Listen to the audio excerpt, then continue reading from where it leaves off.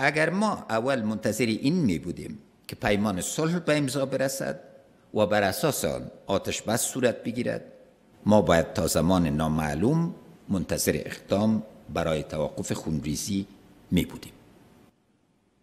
ما در یک بنبست قرار داشتیم، مانند دو موتر که در یک پل از دو طرف می آیند و هیچ کس نمی خواهد یک عقب نشینی موقتی نماید تا هر دو بگذرند.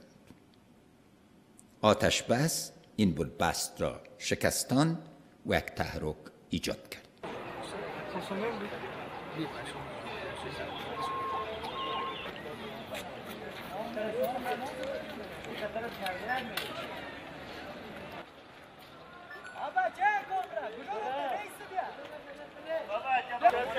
Baba,